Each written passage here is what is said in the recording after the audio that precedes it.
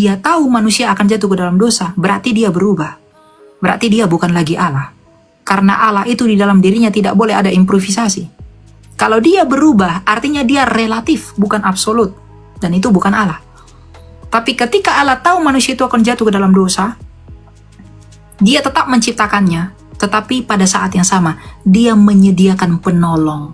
Artinya tujuannya tetap sampai, meskipun manusia itu mengganggu tujuan itu, tapi Tuhan tetap sediakan penolong agar tujuannya yang sempurna itu tetap terjadi.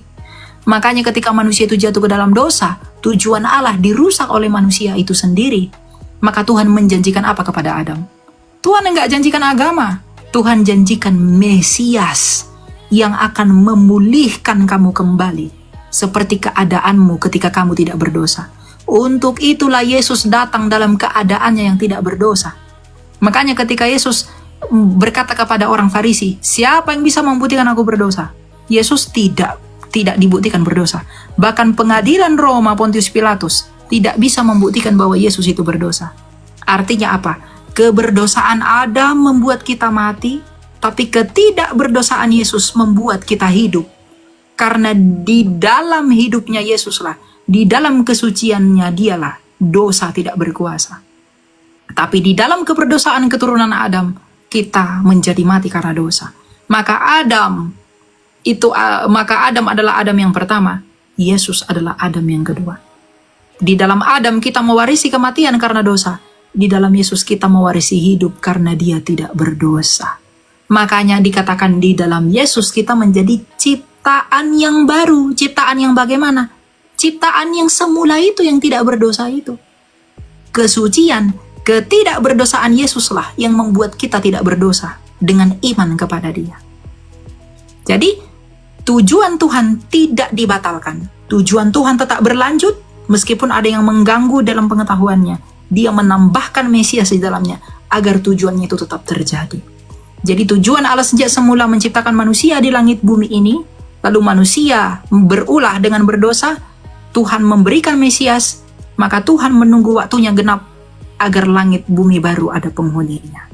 Jadi tujuan Allah, tujuan Kristus datang ke dunia ini adalah mengembalikan manusia kembali kepada tujuan penciptaan yang semula dengan mengalahkan dan menghapuskan sumber masalahnya yang adalah dosa. Jadi Kristus datang ke dunia ini adalah mengalahkan dosa itu, membuang dosa itu, karena dosa itulah penyebab masalahnya sejak semula. Jadi di dalam Kristus kita dipulihkan karena kasih, karena kita dicipta oleh karena kasih, dan kita ditutup lagi di dalam kasih. Itu tujuan Allah. Baik, Kak. Sejak semula. Ya. Terima kasih, Kak Elia. Oke, mengerti atau kurang mengerti? Cukup mengerti, Kak. Cuman pengen nanya juga nih, Kak, kira-kira apa sih sarannya ketika kita kuat nih dalam penderitaan untuk sampai tidak berbuat dosa kembali, sampai kita nanti bisa ketemu sama Tuhan lagi gitu, Kak?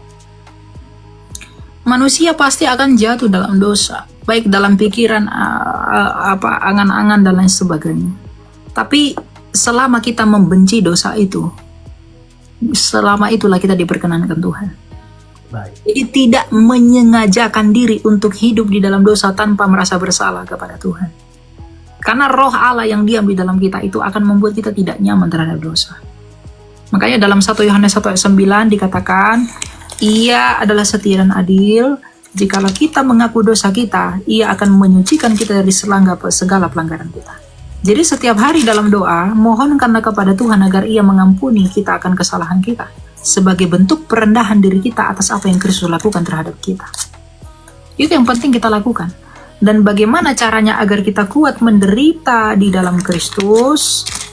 Ingatlah, Kristus sendiri dalam Matius 5 pernah berkata, berbahagialah kamu yang dianiaya oleh karena namaku.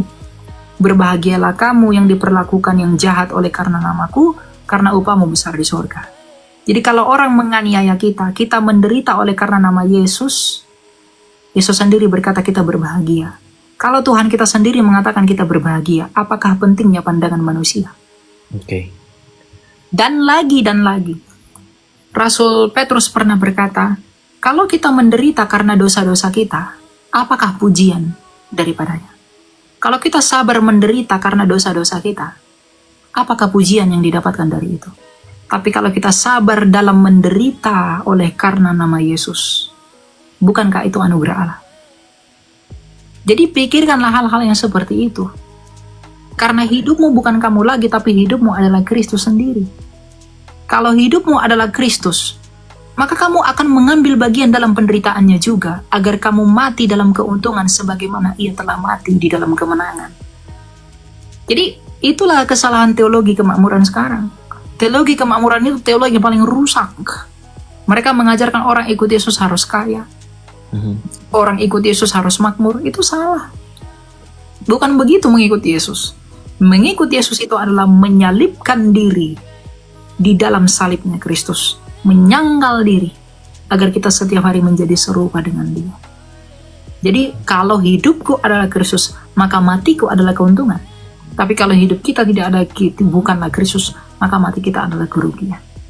Jadi bagaimana caranya saya agar sabar dalam penderitaan saya, agar sabar di dalam penantian iman saya, agar sabar di dalam perjuangan dan pertandingan saya? Rendahkanlah hatimu setiap hari dengan mengakui bahwa hidupmu bukanlah milikmu, tapi hidupmu adalah milik Kristusmu yang telah menebus kamu menjadi milik. Amin. Jadi berlakulah seolah-olah kamu itu bukanlah kamu, tapi kamu itu adalah miliknya Kristus yang sedang berjuang bagi kemuliaan nama komandan kita yang satu. Siap, Kak. Ya? Ya, Kak. Oke, makasih banyak ya, Kak Elia.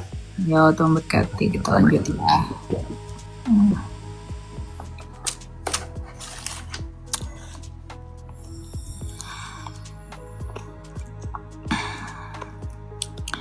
Jadi harus ini ya, apa namanya, harus sungguh-sungguh, tidak boleh apa,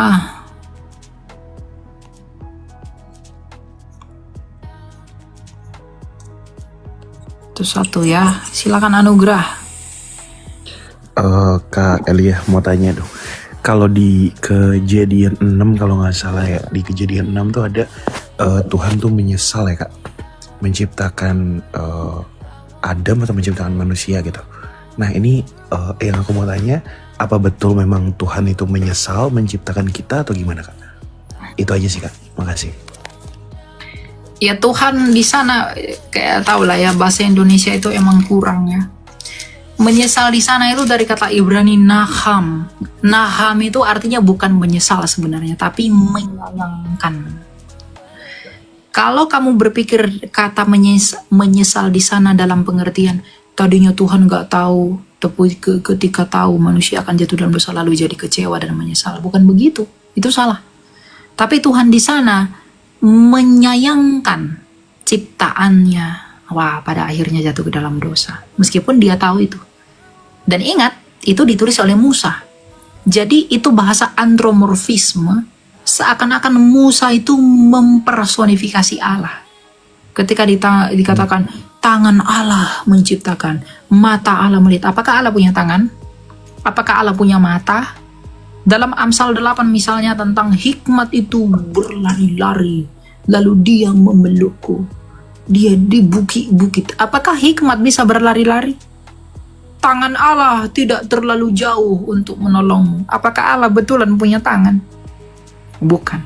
Itu bahasa yang digunakan oleh Musa untuk menggambarkan seolah-olah Allah itu seperti kita.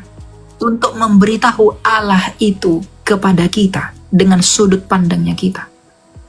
Jadi Allah menyesal di sana bukan berarti Allah menyesal dalam pengertian dia sebelumnya tidak tahu bahwa manusia akan jatuh ke dalam dosa, tapi ketika dia tahu dia jadi menyesal. Jadi penyesalan Allah di sana bukan seperti penyesalan manusia, tetapi Musa menggambarkannya seolah-olah seperti manusia untuk memberitahu pesan bahwa Allah itu membenci dosa. Begitu, ya. Oke, makasih ya. Ya. Kita lanjut ya. Jadi kata Ibrani-nya di sana itu naham.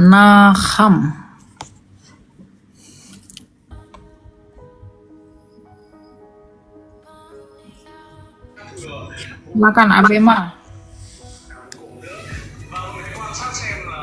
Ya, Halo? Bang Elia Miron, Ya, mau tanya apa, Pak?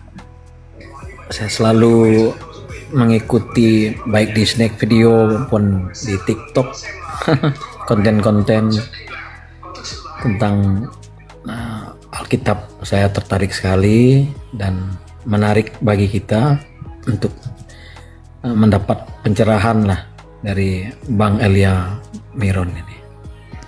Ya, apa yang mau ditanya, Pak? Yang mau saya tanyakan ya begini, ada banyak kasus yang terjadi di masyarakat, terutama bagi yang sudah menikah kemudian ya bercerai, tapi kemudian ada warga jemaat yang masih menganggap itu semacam dosa besar yang memang terkadang membuat orang yang bercerai itu malu untuk datang ke gereja, merasa minder dan lain sebagainya. Ya, mohon pencerahannya. Mengenai perceraian, apakah perceraian adalah dosa? Betul, perceraian adalah dosa. Tetapi bukan berarti orang bercerai itu tidak bisa diampuni. Apapun dosa orang bisa diampuni selama dia tidak menghujat Roh Kudus. Jadi apakah boleh bercerai? Tidak boleh bercerai. Prinsip bercerai itu tidak boleh. Tapi kalau bercerai, Alkitab memberi solusinya. Apakah membunuh boleh? Tidak. Apakah mencuri boleh? Tidak. Tapi ada nggak orang mencuri? Ada. Nah, kalau dia mencuri, apakah dia tidak bisa memperoleh pengampunan lagi? Boleh. Demikian juga dengan orang yang bercerai. Nah, kalau orang telah bercerai, Rasul Paulus berkata apa ya dalam 1 Korintus 7 ayat 8-9 ya dan berikutnya. Kepada orang-orang yang tidak kawin dan kepada janda-janda aku anjurkan supaya baiklah mereka tetap dalam keadaan seperti aku. Jadi Rasul Paulus bilang kalau ada orang cerai mati, misalnya suami atau istrinya yang mati, Rasul Paulus bilang aku menganjurkan agar mereka tetap single. Tetapi kalau mereka tidak dapat menguasai diri, biarlah mereka kawin. Sebab lebih baik kawin daripada hangus karena hawa nafsu. Jadi janda-janda atau duda, kalau mereka tidak bisa menguasai dirinya, lebih baik mereka kawin. Gak apa-apa, daripada hangus karena hawa nafsu. Tetapi kepada orang yang telah kawin, Tuhan perintahkan supaya seorang istri jangan bercerai dari suaminya. Jadi Rasul Paulus bilang jangan bercerai. Tapi ayat 11-nya berkata apa? Jikalau ia bercerai, berarti tadi cerai nggak boleh. Tapi kalau dia sampai bercerai, dia harus tetap hidup tanpa suami atau berdamai dengan suaminya. Dan seorang suami janganlah menceraikan istrinya.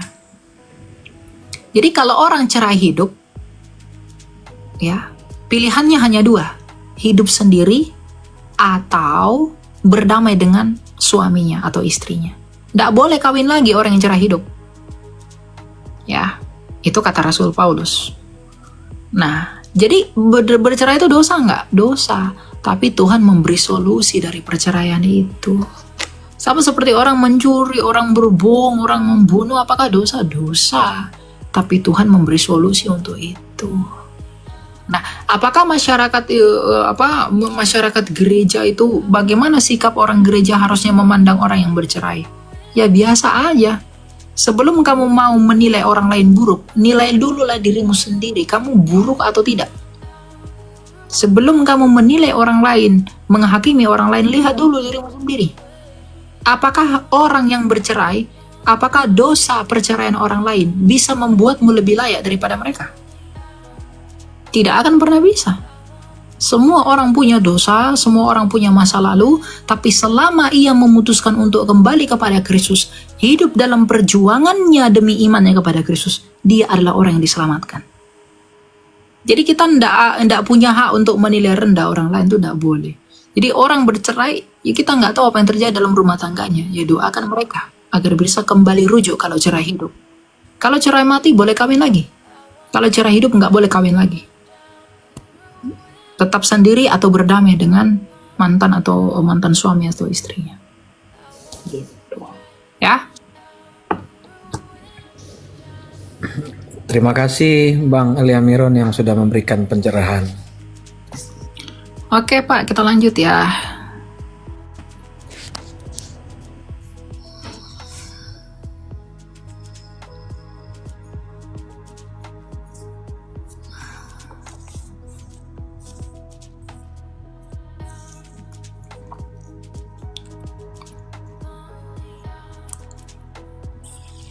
Silakan Regar. Halo, Kak. Halo? Ya, silakan mau tanya apa? Sebenarnya saya nggak punya pertanyaan, Kak. Cuman asik aja tadi nonton kemudian nge-view. Tapi Oh, saya, iya. saya kemudian ingat satu hal, Kak. Dan Betul. kalau kami di jemaat itu, sebenarnya kita paham kalau kita mau belajar tentang Allah Tritunggal.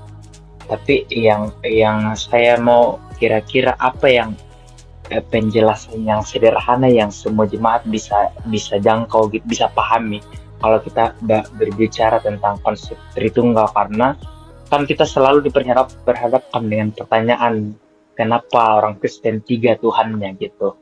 Nah, apa kira-kira jawaban yang simpel yang semua bisa ditangkap dengan sederhana, Kak? Mungkin itu. Iya. Yang perlu diketahui oleh semua orang dan yang harus kita beritakan itu adalah bahwa Tritunggal itu tidak berbicara tentang berapa Allah, tapi berbicara tentang bagaimana sih Allah kami yang satu itu. Baik di dalam perjanjian lama dan perjanjian baru, artinya baik sebelum Kristus datang ke dunia dan setelah ia datang ke dunia, Alkitab dengan konsisten mengatakan bahwa Allah itu esa.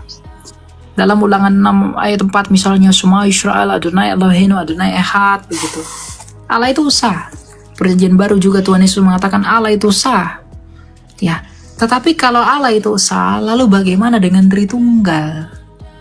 Tritunggal itu adalah istilah yang menjembatani kita untuk bisa mengerti seperti apa dan bagaimana Allah kita yang satu tadi. Nah, dalam 1 Korintus 8 ayat 6 dan berikutnya dikatakan Allah kita yang esa itu adalah Bapa. Allah yang esa adalah Sang Bapa.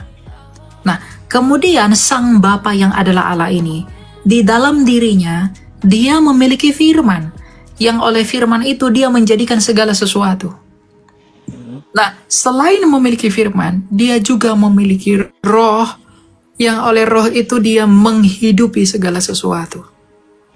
Jadi Bapa, firman-Nya yang adalah Yesus, rohnya yang adalah Roh Kudus, itulah Tritunggal. Maka kalau Bapa adalah Allah, maka firman-Nya Bapa pastilah Allah. Rohnya Bapa pastilah Allah. Kalau Bapa adalah Allah, maka firman Allah yang adalah Yesus pastilah Allah, dan rohnya Allah yang adalah Roh Kudus pastilah Allah, tapi tidak ada 3 Allah. Sama seperti saya manusia yang satu. Saya punya tubuh, saya punya firman, saya punya roh. Saya punya 3 realita. Tapi apakah ada 3 manusia? Hanya ada 1 Elia dan hanya ada 1 manusia. Jadi Tritunggal itu berbicara tentang realita konkret yang ada di dalam diri Allah itu. Ada Bapa, firman-Nya Bapa, rohnya Bapa yang adalah Roh Kudus.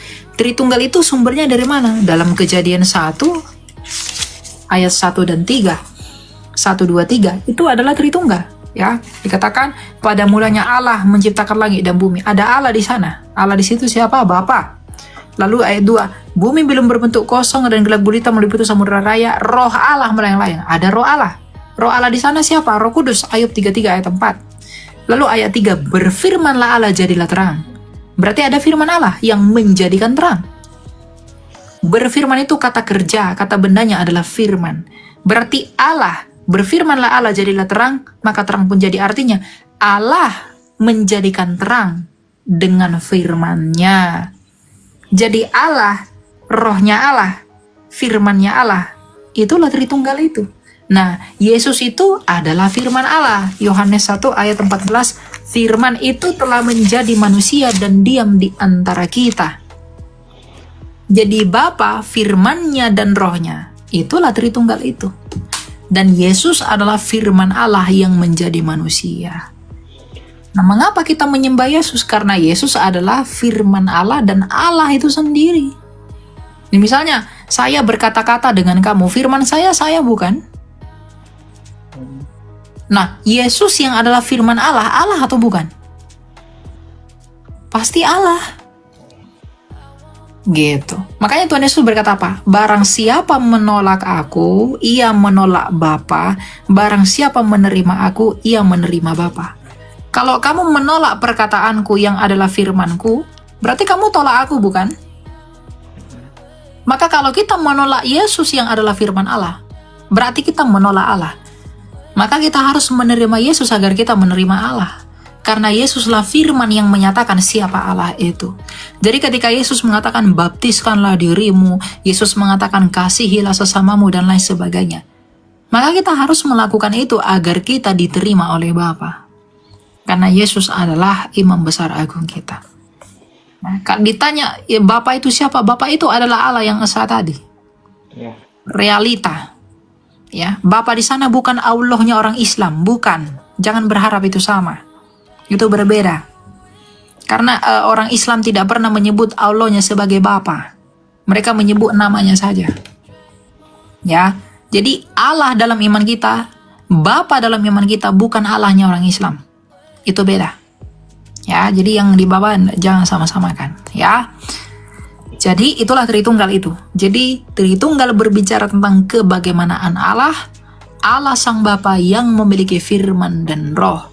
Allah ini, Sang Bapa ini mengutus firman-Nya ke dunia menjadi manusia. Kalau mereka percaya firman Allah jadi buku, kita percaya firman Allah menjadi manusia. Mereka bingung. Firman Allah kok jadi manusia? Tanyakan ke mereka, kok kamu percaya firman Allah jadi buku? Gitu. Ya. Oke. Oke. Keren Kak, terima kasih banyak. Ya, semoga dipahami ya. Saya berharap Anda paham. Ya, kita lanjut ya.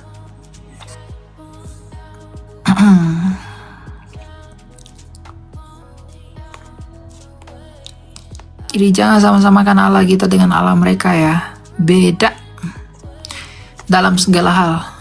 Dari aspek kemuliaannya, keagungan, kemasyuran, karyanya, hakikatnya, dirinya sendiri juga itu beda, tidak pernah sama. Ya, jadi kita tidak mengenal Allahnya mereka, dan mereka pun tidak mengenal Bapanya kita. Kalau mereka mau mengenal Bapanya kita, mereka harus mengenal firman-Nya dulu. Kalau mereka kenal Tuhan mereka melalui kitab suci mereka yang adalah firman menjadi buku, maka kita juga hanya bisa mengenal Allah kita melalui firman-Nya yang jadi manusia itu. Ya, jadi kalau mereka menolak Yesus, jangan harap mereka sedang menyembah Bapa. Mereka sering mengklaim kami sembah Bapa. Tidak, kamu tidak sembah Bapa karena kamu menolak firman-Nya sendiri yang jadi manusia. Ya. Kamu bukan menerima, kamu tidak sedang menyembah Bapa. Kamu menyembah Bapak yang kamu buat. Karena kamu menolak Yesus Kristus. Gitu. Oke. Tidak sama.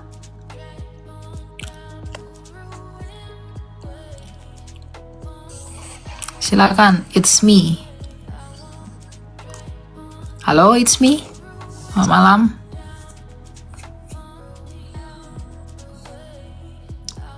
Halo, it's me. Tidak ada ya, oke.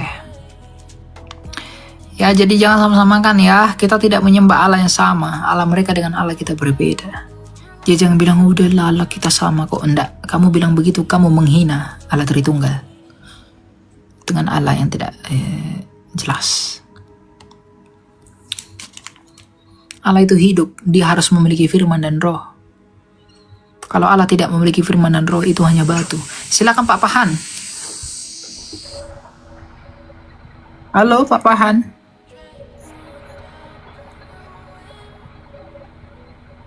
Oke deh kalau begitu. Ya, Allah itu harus memiliki firman dan roh, teman-teman. Dia hidup karena dia punya firman yang bisa mencipta. Dia hidup karena dia punya roh yang bisa menghidupkan. Firman itulah Yesus, roh itulah Roh Kudus. Clear kan? Jadi Tritunggal itu berbicara tentang Allah yang hidup itu. Ya, kalau Allah kami satu botol ini satu botol. Apakah ini Allah? Allah itu satu nih, sisir saya juga satu. Apakah ini Allah? Kalau masalah satu-satu banyak yang satu. Ya. Batu-batu yang depan sana pun satu. Tapi apakah dia Allah? Apa yang membuat dia disebut Allah? Kalau dalam iman Kristen, mengapa dia disebut Allah? Karena dia hidup. Dia memiliki firman yang bisa menjadikan apapun. Dia memiliki roh yang bisa menghidupkan apapun. Itulah Allah. Jadi Tritunggal itu berbicara tentang Allah yang hidup. Jadi jangan tinggalkan Allah yang hidup demi Allah yang mati. Ya. Makanya banyak orang murtad tinggalkan Kristen karena tidak ngerti. Mau aja kamu di framing Tuhanmu tiga, Tuhanmu tiga. Tidak ada Tuhan tiga. Mereka yang memaksa biar jadi tiga. Kalau iman kita tidak pernah kita menyembah tiga. Semua Alkitab mengatakan Allah Esa. Cuma mereka tersandung karena terminologi Trinity. Ya. Makanya belajar. Makanya kitab suci berkata, carilah dahulu kerajaan Allah. Kamu nggak mencari, nggak heran kamu akan murtad. Tapi kalau kamu mencari kerajaan Allah, kamu nggak akan murtad. Jadi orang-orang yang murtad itu adalah orang-orang yang nggak belajar. Orang-orang yang tidak merendahkan dirinya untuk belajar. Ya. Jadi orang murtad itu sebenarnya harus dikasihani, perlu didoakan. Silakan Margaret, selamat malam. Oke, selamat malam Kak. Aku mau nanya tentang perceraian ya sebenarnya. Yang pertama kan di kitab apa ya, Matius aku lupa. Kan itu ada perceraian kecuali jinah gitu. Berarti sebuah keluarga nih bercerai karena perzinahan. Katakanlah begitu ya Kak.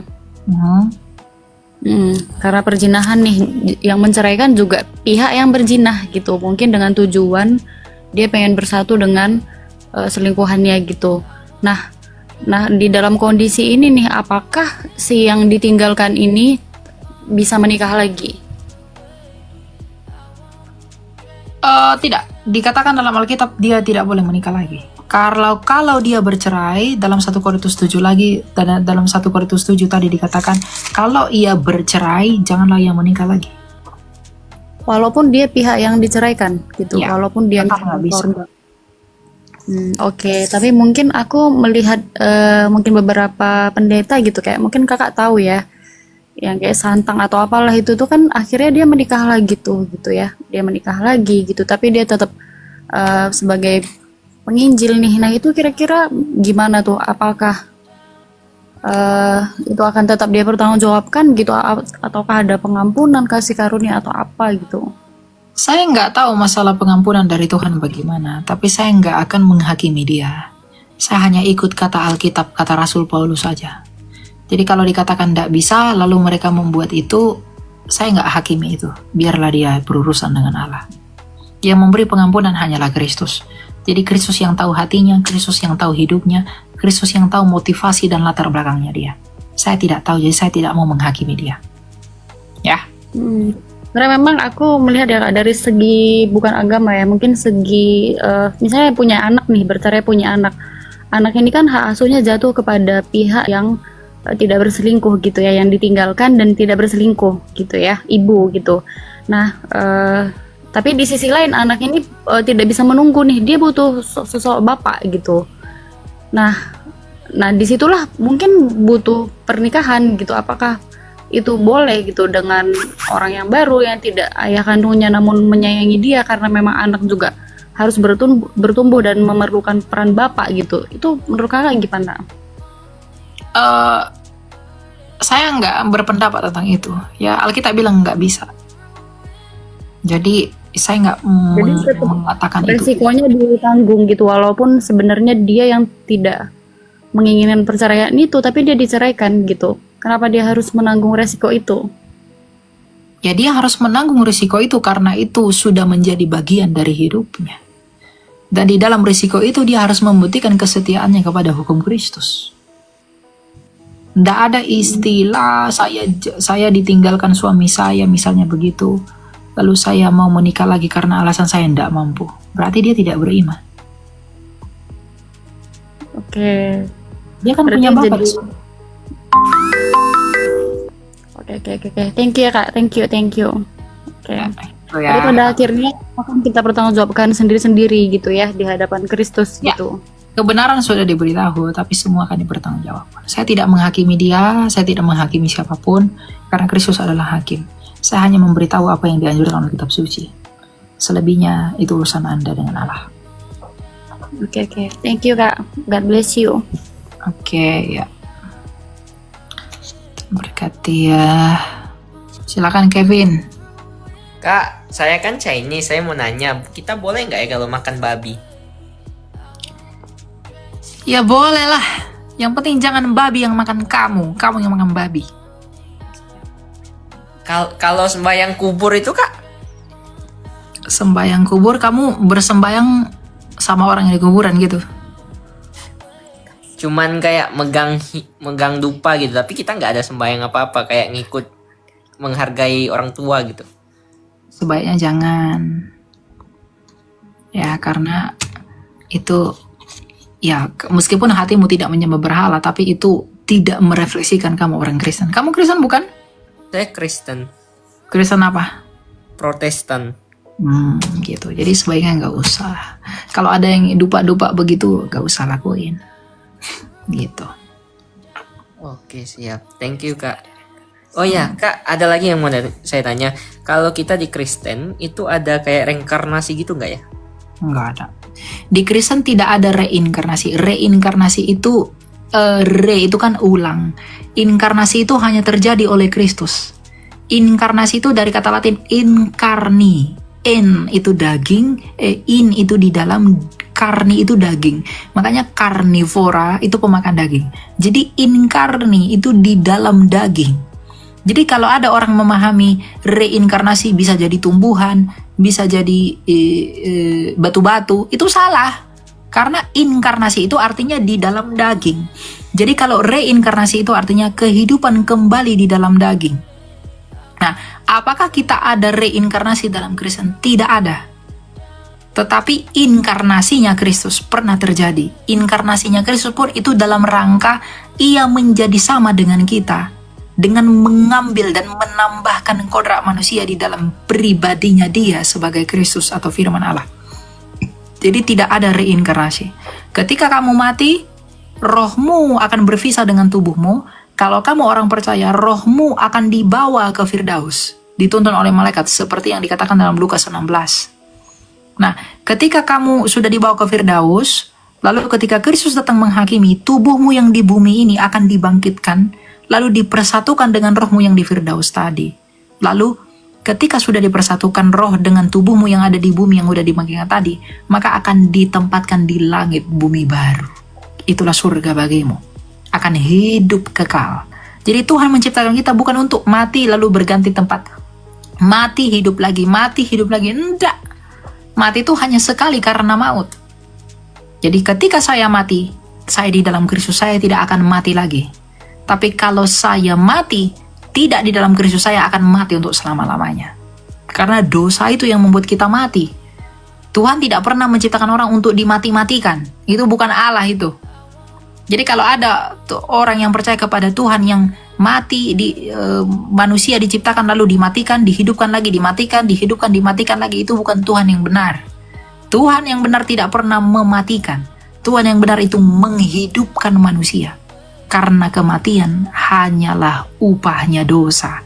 Makanya Kristus sendiri datang ke dunia pun hanya untuk mengalahkan kematian melalui kebangkitannya. Itulah Allah yang sejati. Karena Allah itu sumber hidup, Allah adalah sang hidup, tidak ada kematian di dalam dia. Jadi kalau ada orang percaya Tuhan yang dimatikan, dihidupkan lagi, dimatikan, dihidupkan lagi, jadi pindah orang, dimatikan, dihidupkan, gitu terus. Itu bukan Allah. Oke. Jadi tidak ada reinkarnasi dalam iman Kristen. Thank you Kak pencerahannya. Oh ya Kak, satu lagi. Saya ini kan dulunya kan sebenarnya kan saya latar belakangnya dulu tuh agamanya Buddha, tapi saya udah percaya sama Yesus dan udah dibaptis, sudah masuk ke Kristen. Lalu dulu itu saya sering Kak makan kayak mie pangsit gitu ya. Kalau kita di Sumatera makan mie pangsit itu pakai darah babi gitu ya. Nah, itu kalau di Kristen sekarang untuk sekarang apakah boleh atau tidak boleh ya? Karena saya pernah baca darah itu kan nggak boleh ya kalau di perjanjian lama. Bukan masalah boleh tidak boleh darah itu, tapi masalah berguna atau tidak. Itu masalahnya. Gereja itu berbeda paham dalam hal ini. Tapi kalau dalam sudut pandang saya, boleh tidak boleh itu tergantung kepada orangnya dalam pengertian apakah itu berguna buat dia. Rasul Paulus kan berkata bahwa tidak ada lagi yang haram bagi kita. Makanan ya untuk perut, perut ya untuk makanan. Dan akhirnya akan kejamban kok. Jadi tidak ada lagi yang haram bagi kita, tetapi kita jangan diperhamba oleh suatu apapun. Itu kata Rasul Paulus sebagai bentuk penguasaan diri kita. Jadi kalau Rasul Paulus juga bilang, kalau bagi seseorang itu haram, bagi dialah itu haram. Ini tentang makanan ya. Kalau bagi dia itu haram, bagi dialah itu haram. Kalau bagi seseorang itu tidak najis, bagi dia itu tidak najis. Nah, lalu bagaimana di kisah Rasul di konsili di Yerusalem, sidang di Yerusalem tentang kita harus menjauhkan diri dari makanan yang dicekik, dari darah dan dari yang lainnya. Itu tentang anjuran para rasul kepada orang di luar Yahudi agar mereka menjauhkan diri dari makanan yang berdarah, agar orang Yahudi itu nggak jijik kepada mereka. Sehingga penginjilan mereka tidak ditolak. Makanya di ayat berikutnya dikatakan, sebab Tauratnya Musa telah dibacakan tiap-tiap minggu. Begitu. Jadi bukan masalah boleh atau tidak boleh makan darah itu, karena darah yang mengampuni kita adalah darahnya Kristus, bukan darahnya hewan atau binatang. Tetapi masalahnya berguna atau tidak.